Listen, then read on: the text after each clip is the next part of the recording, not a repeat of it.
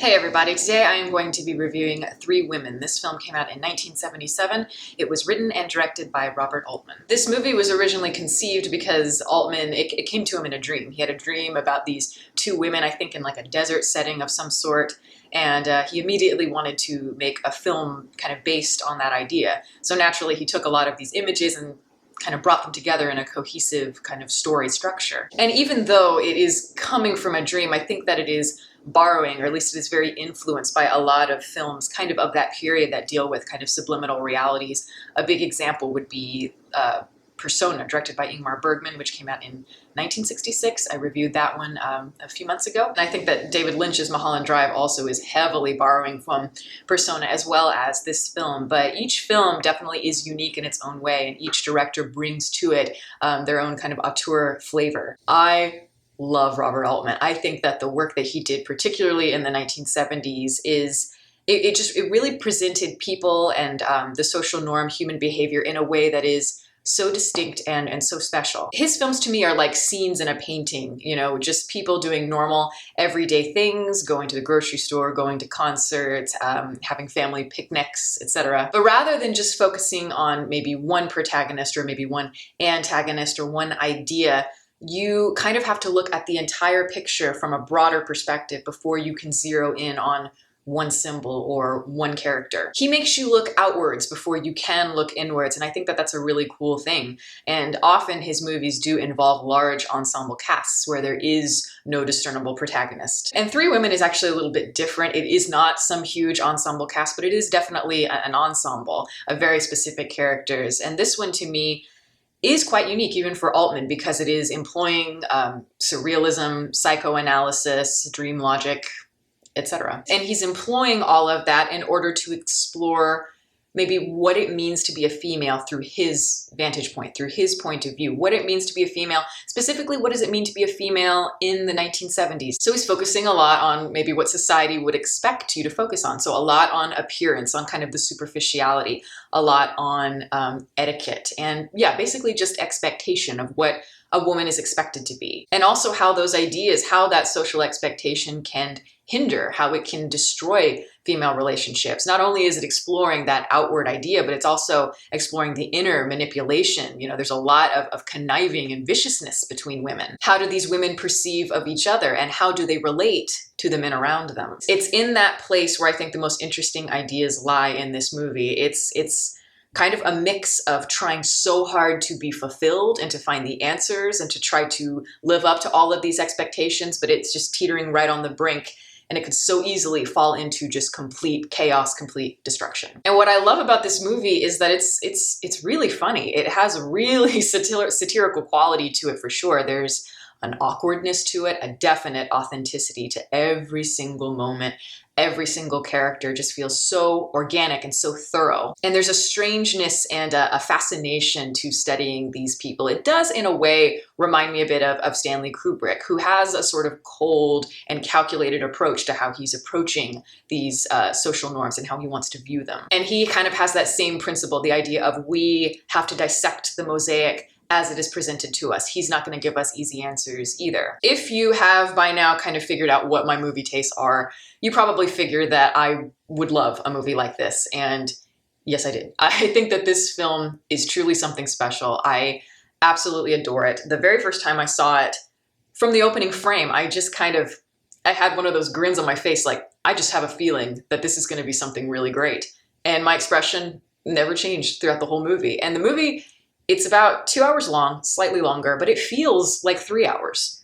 And yet I was glad it felt longer. Like when it ended, I was like, oh, like I wanted it to keep going, and that rarely happens for me. On an initial viewing, a lot of people kind of have to figure out, wait, what is this movie about? It really helps to see it multiple times. I've seen it about 5 times at this point. It's about female relationships. It's about mothers and daughters. It's about siblings, like younger sisters and older sisters, and about female friends. And all of these types of relationships and all of these type of relationship dynamics are shifting and morphing between these three archetypal characters that are represented between the three women. You have Millie, Pinky, and Willie. And in some ways you could see Willie as like the grandmother, the wise character, and Millie more as the kind of the in between, the mother, and then Pinky as like the child, the daughter.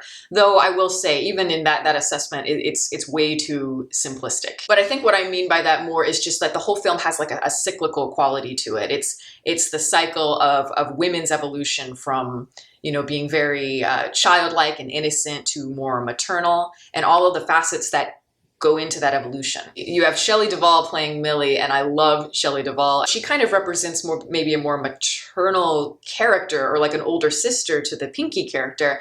And yet, even for me, as I'm watching her, she's fascinating to observe as a character for sure.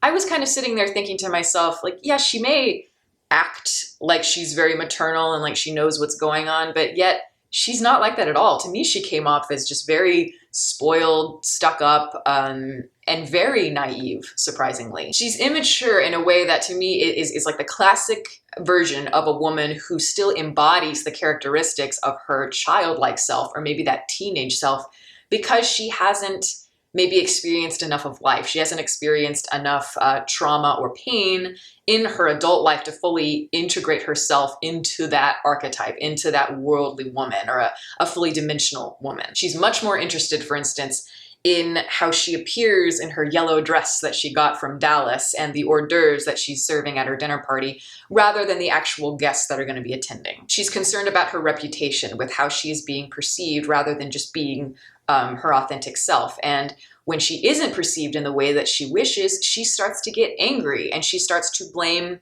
kind of external forces in her life. And what I think is interesting, there was a line that she says in the movie where she gets really angry at Pinky. And she says to her, like, you know, like, you're not like anybody else. You don't drink, you don't smoke, you don't do anything that you're supposed to do. And I found that really interesting, because you'd think she'd say something like, well, you don't drink, you don't smoke, you don't do anything fun.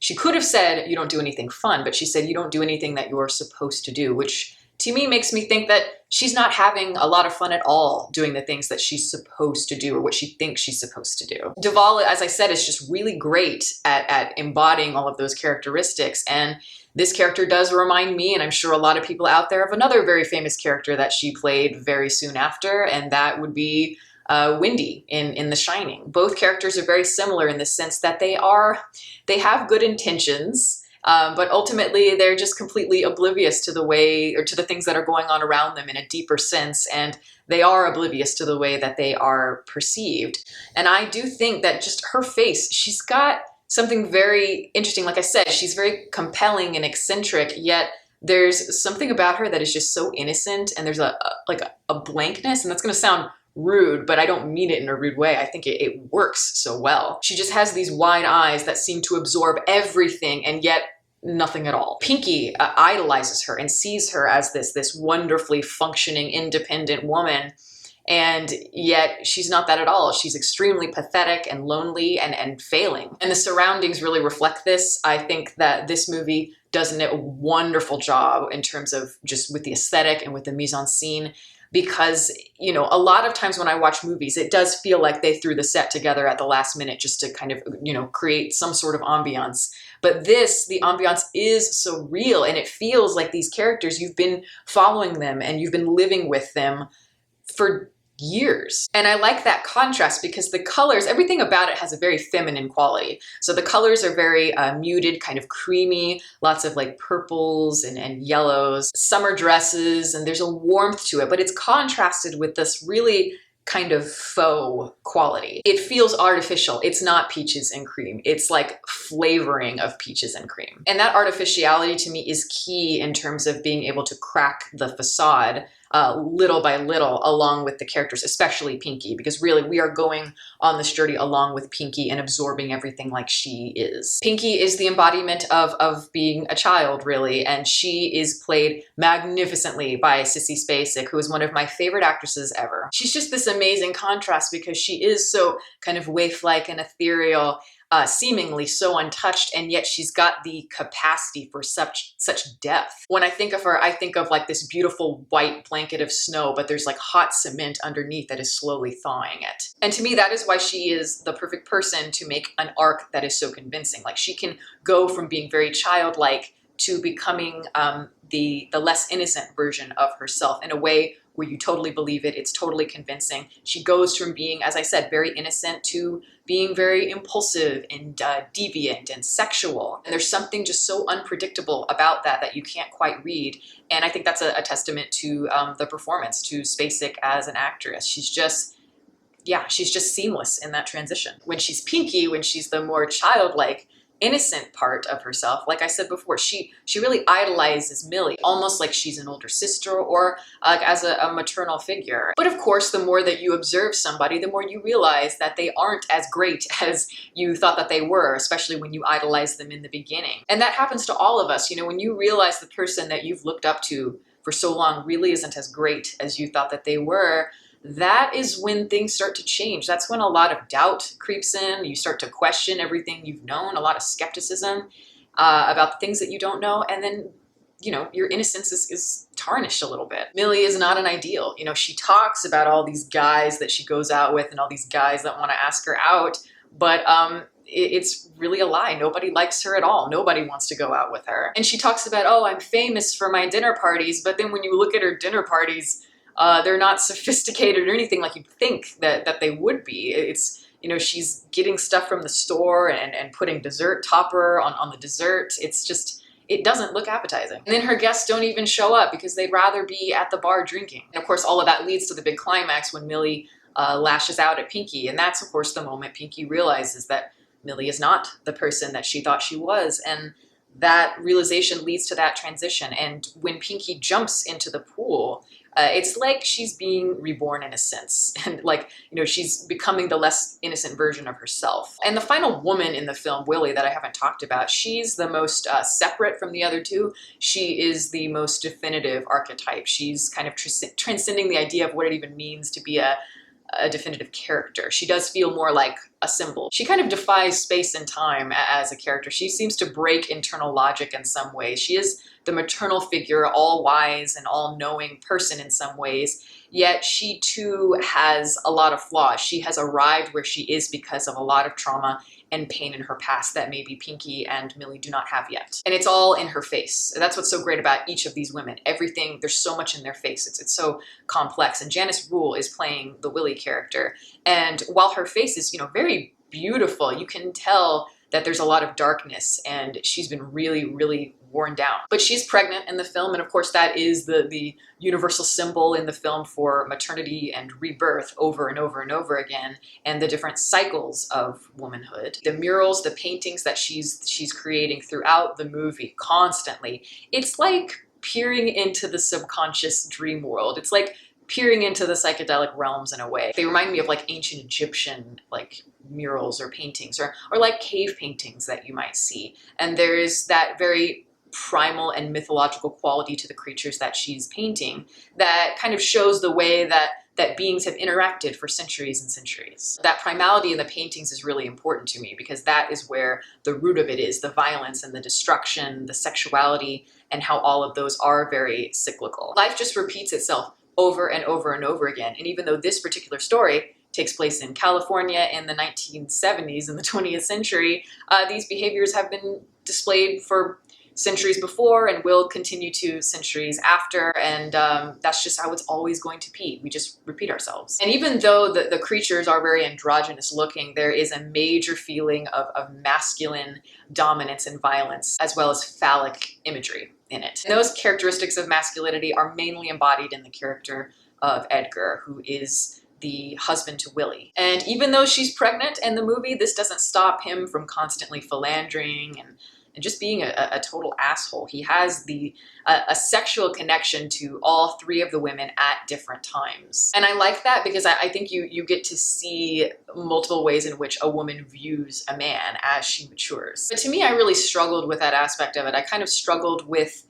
kind of how one note it made masculinity seem in this particular film. So I kind of started to ask myself, should we be looking at this movie as though it is from Robert Altman's point of view, where he's clearly a man trying to understand women, and maybe this is how he thinks that women perceive men? Or is this all just a dream of maybe one woman and her experiences with men, and how maybe she's had bad experiences and that might have distorted her the way that she views men just in general. It's women feeling that anger inside for being treated horribly, maybe in one relationship or multiple relationships, where it has distorted her view and it has made her feel so vengeful and angry, maybe unnecessarily, to the male species. But regardless of how you see it, just in the movie as it stands, the presence of masculinity constantly is causing the women to feel pain, and it causes a lot of conflict. It also allows them to explore their inner desires, their feelings,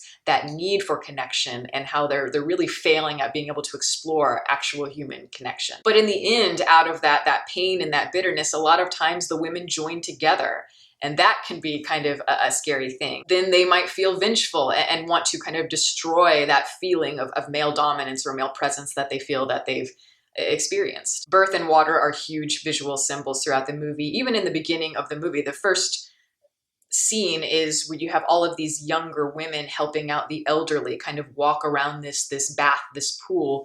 And to me, that's just a symbol of generations, you know, the younger generation helping the older, and that sort of cyclical quality. Millie, of course, is showing Pinky around and teaching her how to do this job. And so she teaches her how to care for the elderly in the pool, and she kind of demonstrates for her how to do some feet exercises. And so Millie asks her to put her feet up, and she's kind of, you know, showing her the exercises. And that image, that scene, it's like, you know, the way that she's positioned and everything, it looks like she's giving birth, and that will be mirrored later on in the scene where Willie gives birth to her son. But even when she's doing those leg exercises, you see the two twins in the corner.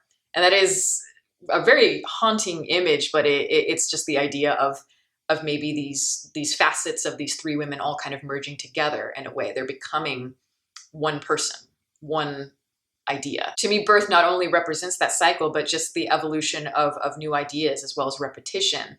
And the water could be like baptism, in a sense, or it could be a transition. I think there's a lot of things that you could point to, and they might be accurate depending on how you see it. It could be, yes, water that's, you know, cleansing for a baptism. It could be placenta. It could be cum, who knows? And even blood, you could look at that in multiple ways. You could look at it as more representing darkness and violence, destruction, but it could also be birth or even menstrual blood as well. That's kind of how I took it. But water has that quality, obviously, of always continuing, never ending, always flowing, and it fits into any mold that it is given. It's the idea of flow. Like maybe the two twins aren't actually two people. Maybe, like she says, maybe Polly's Peggy one day and Peggy's Polly, they switch. So yeah, it's like that idea of the infinite and the unexpected, that maybe all three of these women maybe aren't three women at all. Maybe they are all just one person, one idea. I kind of arrived at that conclusion because I had been told before going into this movie that it was